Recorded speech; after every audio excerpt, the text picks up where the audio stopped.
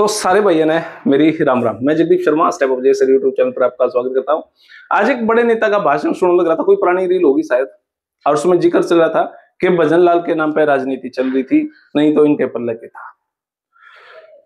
मैं अपने एक बात बताऊं भाई, कोई ना कोई राजनीति की शुरुआत कहीं ना कहीं किसी ना किसी के नाम से तो हुआ है, लेकिन पूरे 5 साल निकलना तो खुद के अंदर भी आत्मबल होगा, कुछ दिमाग होगा, कुछ कर रहे होंगे, लेकिन उसके बाद फिर इलेक्शन होना, फिर जीतना, तो मतलब बंदे में है दम, वंदे मातरम।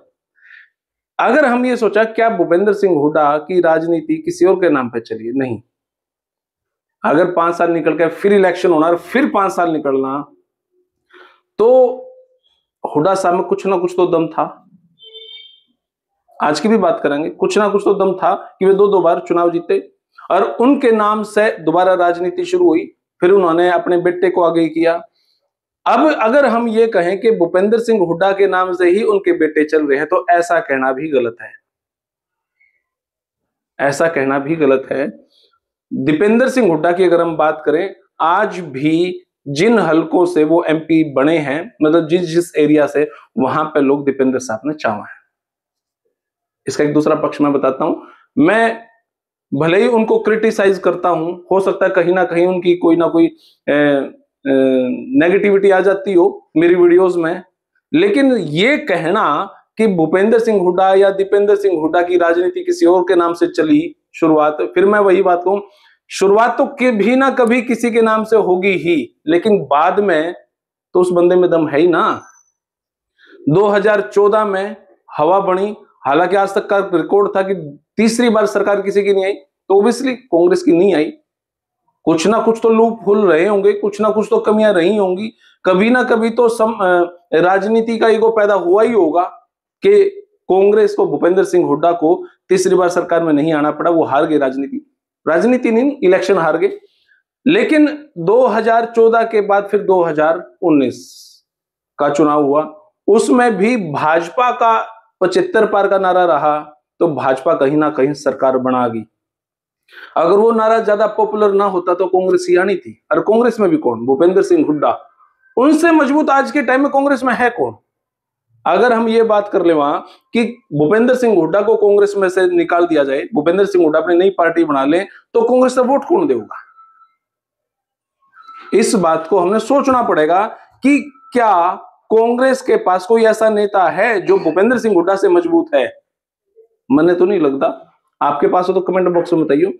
तो इसीलिए अगर कोई ये कह रहा है कि भूपेंद्र सिंह हुड्डा किसी और के नाम पे एंट्री हुई थी, तो आपकी भी बाप दादा के नाम पे ही तो एंट्री चल रही है, आप भी तो उसे नाम पे पॉपुलर हो। अगर आप अपने बाप दादा का नाम हटा के राजनीति में एंट्री करोगे, तो कितनी वोट मिलेंगी? राजनीति का मतलब ही, जहां तक अब तक मैं समझ पाया, प्योर तो कुछ है ही नहीं, षड्यंत्र ही है।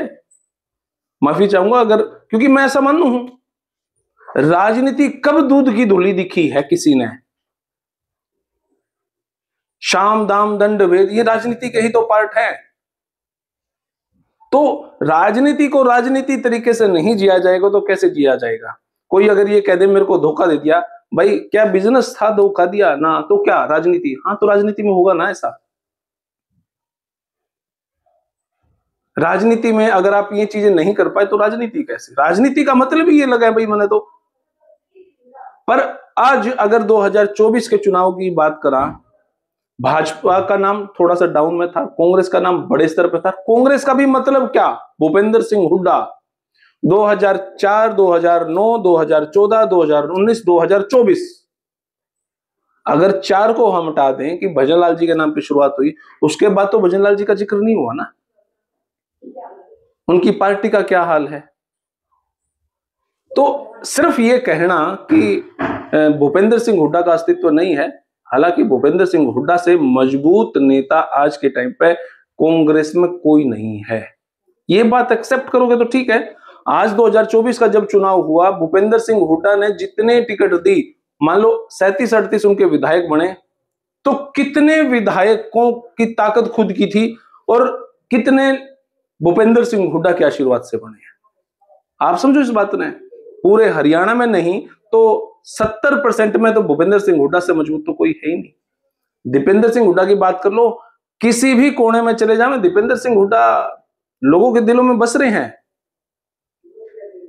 कमियां हैं, कमियां पे चर्चा कर लेवांगे, फिर कदे वीडियो बना लेवांगे, लेकिन मात्र ये कहना कि भूपेंद्र सिंह हुड्डा और दीपेंद्र सिंह हुड्डा इतने मजबूत नहीं है तो ये गलत है।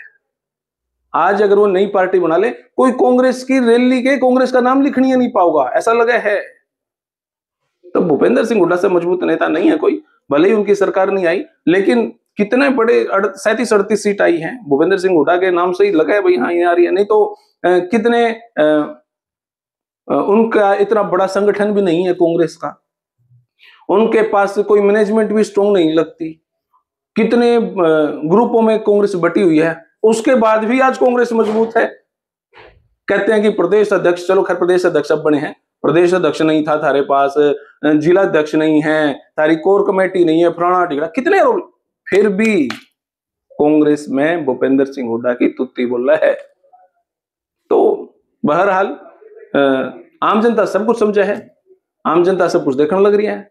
अब चुनाव हार जीत वो एक अलग पार्ट है, किस किस कारण से वो हारे, किस किस कारण से भाजपा जीती, वो अलग बात है, वो अलग मैनेजमेंट का तरीका है, वो अलग प्रमोशन का तरीका है, वो अलग काम दिखाने का तरीका है।